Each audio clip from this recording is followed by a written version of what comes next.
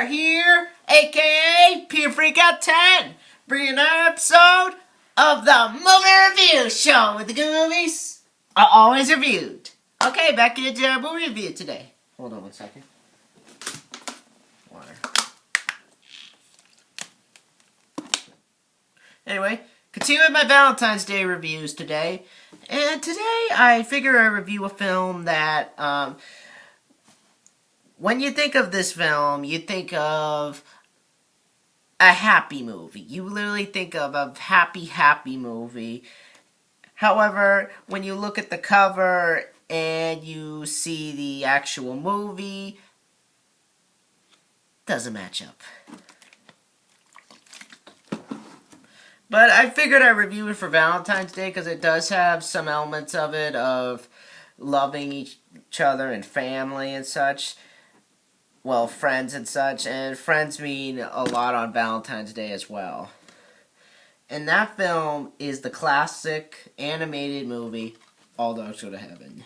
Now, All Dogs Go to Heaven was a film made back in 1989. It was directed by the one, the only, Don Bluth. For those who don't know, before this, Don Bluth directed An American Tail. He also directed The Land Before Time. And after this, he would go on to do films like Thumbelina, Troll in Central Park, The Pebble and the Penguin, and Anastasia. And his last film he would direct is Tight, Nay, and Neat. And after that, he dropped out of sight. And he is now trying to fund a new movie, Dragon's Lair, based off that arcade video game. And when this film came out, it went under the radar because it didn't do so well at the box office, because around the time you had The Little Mermaid out, and that film dominated this film by a long shot, and it's kind of easy to see why, because The Little Mermaid was this big gem made around the time, and it helped the movie get off its legs. So it's understandable why. And the film itself has a cast of Burt Reynolds. You might remember him from Smokey and the Bandit. He was also in Cop and a Half. He was in The Longest Yard. And many other films. He was... I forget which. You also got Dom DeLuise, who's been in other Don Bluth movies. He was in Secret of NIMH. He would go to be in the sequel to this. He was also in... A Troll in Central Park, That Monstrosity, and many other stuff. You got Lonnie Anderson here, too, who's actually Burt Reynolds' wife in real life. I know a lot of people know that. Judith Barcy, who, it's a really sad story, but this is her last film because after this film was made, she was sadly killed by her own father, who then burnt down the house, and really, Don Bluth was so saddened by this film that he dedicated the last song to her, Love Survives, as a means to say goodbye to Judith Barcy, and yeah. You also got Melba Moore, Charles Nelson Riley, and Vic Tayback. He was in that one show, Diner, I think it's called. I forget the name of it. But with all that being said, when the film came out, with it not doing so well, it also got a lot of controversy because parents. This is, as I said in the beginning, the film looks nice by the cover, but the film contains some really heavy material, such as drinking, gambling, and a lot of stuff that you don't expect to be in this film. However, since then, the film has gained a really strong following. Now, I enjoy this film. I do enjoy it, but if you were to ask me, this is not what introduced me to the franchise. I mean, if you were to ask me, I do definitely think that the second one is definitely much better than this one, but I still think it's a good movie, and with this review, I'll try not to step on too many toes, because I know a lot of people love this movie, and granted, it's my opinion, but I just don't want to be mean or something, but yeah. But All Dogs Go to Heaven, then, I'll get into why I just am not a fan of this film. Well, I am a little bit of a fan, but if you would ask me, I personally enjoyed this one a lot more. But I'll get into why I find this film to be okay. Anyway, the basic plot of the film is basically this. We meet this character named Charlie Barkin, voiced by Burt Reynolds, and Itchy Itchiford, played by Dom DeLuise, who have both recently have broken out of prison, and when we find out before they were actually sent to prison, they worked at a casino called Carface and Charlie's, and basically we learn that Charlie wants to go back into business with his boss, Carface, who is actually a parody of Scarface, his name is, and he tells him, I want to do half of the casino, I want half of the casino, and I want it to go back to old times. However, Carface rejects this, and they keeps thinking like he's going to keep coming back and asking for more and keep it going.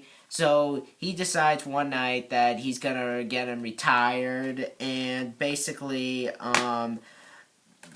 he decides the one way to get rid of him is to have him killed. So he gets him drunk one night and gets him hit with the car. I'm not joking with you. He literally gets him hit with the car. So then he goes to heaven, and basically we find out that he's under the command of this dog named Annabelle, who, her name wasn't revealed till the sequel, so I'm just calling her Annabelle in this movie, so, played by Melba Moore, and his life is on this watch, and if he reset the watch, that he's able to go back and go back to Earth and basically live his life. Because his whole life, like his life or his health or something, I don't know how to say it, but everything about him is on that watch, and if he resets the watch, he'll be able to go back. So, of course, he distracts Annabelle, and he ends up tampering with the watch, which sends him back. And so he goes to get Itchy so that he can get his revenge, and basically they find out that Carface is using this little girl in the basement named Anne-Marie, played by Judith Barcy, who is an orphan, and she basically wants nothing more than just a family. So Charlie finds her with the promise that he'll get her a family, but really he finds out that she has the ability to talk to animals, and with that ability she's able to basically find out who's going to win in races, so he uses her to start gambling and winning the money. And pretty soon, Carface catches all in on that and basically decides he's gonna try and get Charlie and have him killed and finish what he started. So now, Charlie's gonna have to decide whether money means more or the life of a girl who basically he's known for 5 seconds and is an orphan means more. Which means more to him, and what is the... and basically fight for this girl. Will he be able to save himself, not only himself, but the girl that he came to protect, that he promised he would?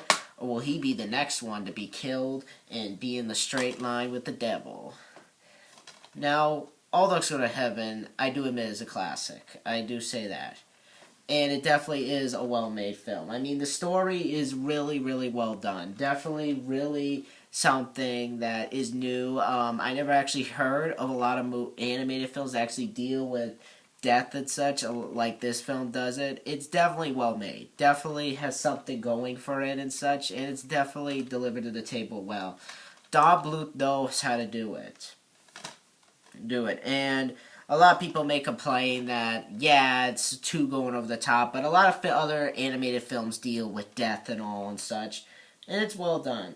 However, where the score seems to strive for me a bit, and I just want to point this out, is the fact that in the movie, the fact that they deal with the subject material of drinking and gambling and smoking, I felt that was really, really unneeded, and I felt it didn't add much to the plot. It just felt like it was just there. I know a lot of films contain the material of, like, gambling and such, but they really push it here. They push it as the subject material, and they really shove it in your face, like, wow, and such. And I feel it was really unnecessary. I felt it was, if it was more like in the background, or maybe if it was more like this, like, background objective, like some animated films do it would have worked. But they really push it to the extreme here, and I don't really understand what the whole point of that was, and I just felt that it was more geared towards adults than kids, this film. And this is not a movie that I would show to kids. If you look at the cover right here, this cover is a plain lie. I'm sorry. This cover right here is a plain lie. But some of the things I think still work, like the whole ideas and such, but it's definitely a dark film. It's not something that I would show to a little kid. That's probably the biggest problem that I have with this film, is that it wants to be a kid's film and it tries too hard to be, but at the same time, so it wants to basically be adult and try and go towards the extreme. So it pretty much wants to have its cake and eat it too, and that's pretty much a main problem for me, because it doesn't know what it wants to be. It doesn't know if it wants to appeal to adults, and it doesn't know if it wants to appeal to little kids. That's my main problem with the movie. But so I still do enjoy some of the scenes in the film, like the story and such. How it mixes in there is really well done. So really, really enjoy the story. Now, the acting here is superb, and of course you gotta talk about Burt Reynolds as Charlie. Burt Reynolds does a very good job, and definitely brings something to the character. But this is another problem that I have with the movie. The character himself is so freaking unlikable. I'm gonna say that right now. Charlie Barkin in this movie is so freaking unlikable. Literally.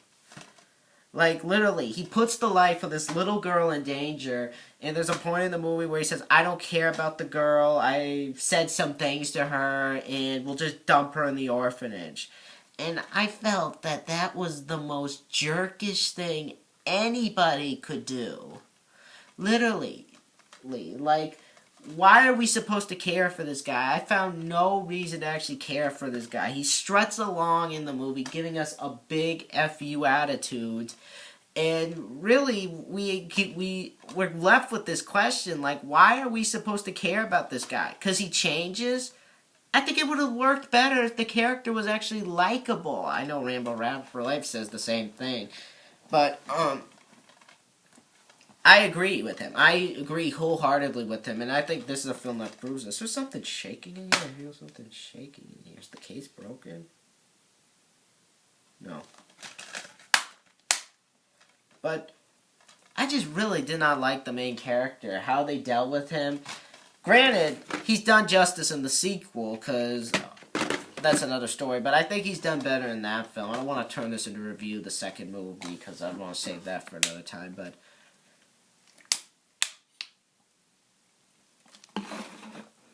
I don't blame Burt Reynolds. It's the script that he's given. And for what he does it really well. But I still don't like the character. He's annoying. He just doesn't care. He's really unlikable at points. I just found no reason to care about him.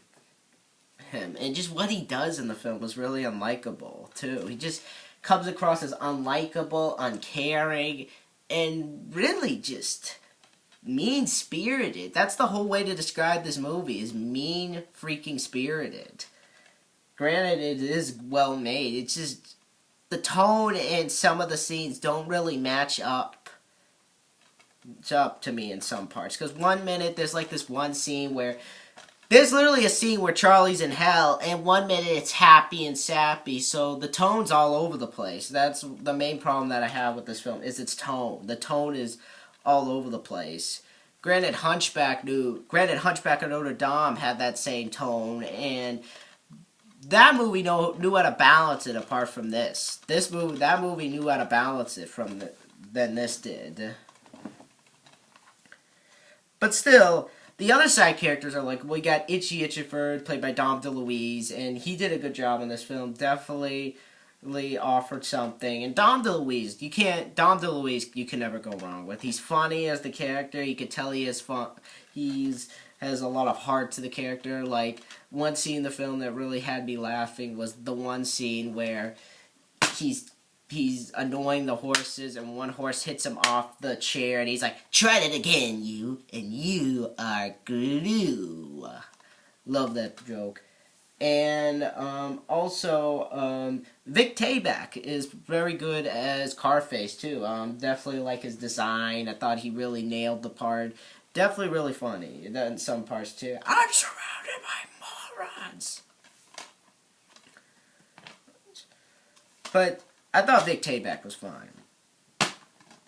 Fine. Definitely threatening. I know they changed him in the sequel, and I didn't mind him in the sequel, but starting into a more review, even though I said it wouldn't, but I thought Vic Tayback did fine. I thought Vic Tayback definitely did a well-done job. Charles Nelson Riley really isn't given much, but for what he had to do, I thought he was fine. He's more of the side... He plays more of like the sidekick to Carface as opposed to being the main villain. So he was fine. He definitely had his moments. Definitely really funny. Then you got Lonnie Anderson in this film as pretty much this woman who lives in like this house, or maybe it's a church, I don't know, but she lives in this house with all these puppies, and around this time, I don't know how Charlie does this, but he brings them pizza.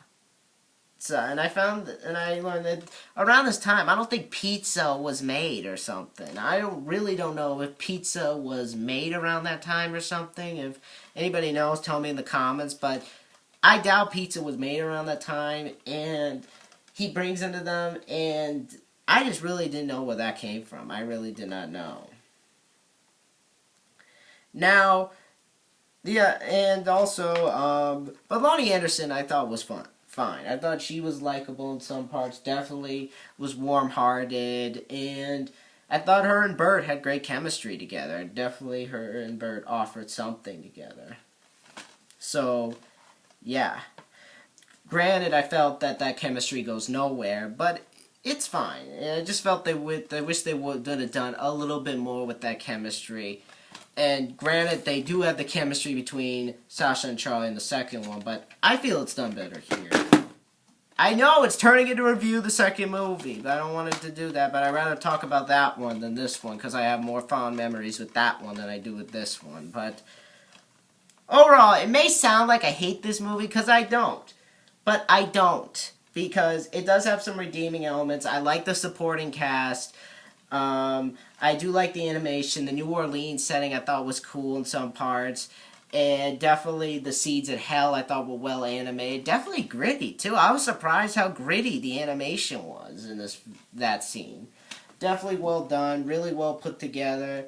And this is a movie that I think has an edge, but it doesn't use it but it uses it too much in this movie. I definitely feel that some of the scenes really go to the extreme when they're not needed, and really when you're trying to direct this to kids, I just really felt that it would have been better as a definite kids movie, and you can have that gambling and drinking elements in here. I just felt it would have been better if they actually just had a balance between that. Had a balance between giving the drinking elements in the background, because a lot of animated films do that, but they don't make it the main tone, and it just really was distracting in some parts, really distracting us from the film, and just really didn't feel it went anywhere.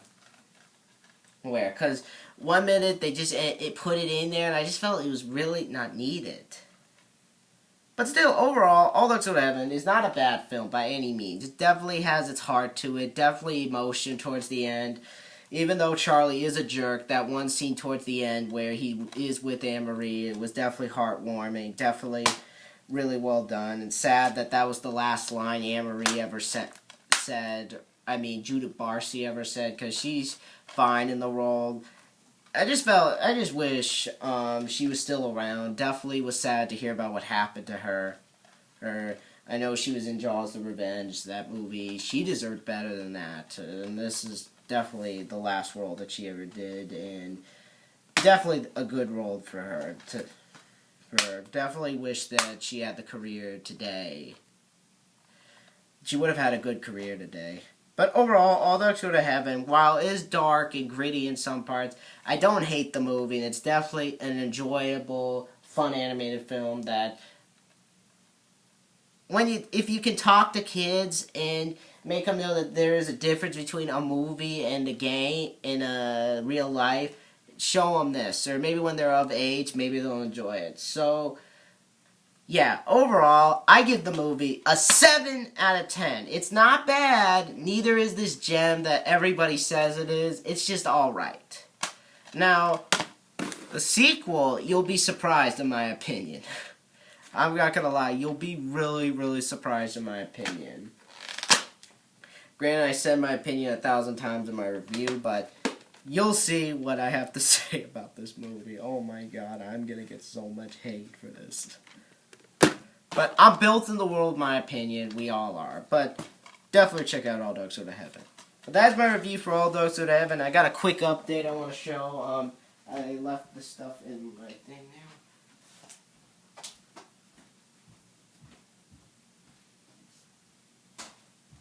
Sorry guys, I went out today and I came back from the mall, so that's why stuff are scattered around, so of course, yeah.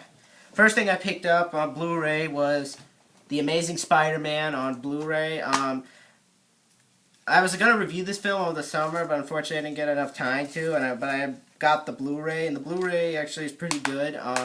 Plan to watch this tomorrow night. Definitely really well done. I like the whole thing with it. You get more on the DVD, visualization sequences, image progression reels. Definitely a good DVD. Definitely nice to have this for the collection. I also got the game, too, with this movie, but I have it in the other room, so I can't show it right now. Also picked up Hellboy. Definitely wanted to give this film a try. I've heard so many good things about this movie. I like Guillermo del Toro. So definitely want to give this a try. I love Crimson Peak. I love Mimic. Blade 2 is my favorite Blade, so definitely really excited to see this movie. I like because of Guillermo del Toro. But also picked up a Deadpool poster, which I'm putting up at the moment. It's out there. I have to really like stretch it out so that it can stay straight and all. But still, really excited to show that. But I'll see you guys later. And as I said, next time I'm going to do a review on All Dogs Go to Heaven 2. And I'll be sure to tell you guys what I think of it. But tell me what you guys think of All Dogs Go to Heaven in the comments below. And be sure to rate, comment, and subscribe. I'll see you guys next time. Bye.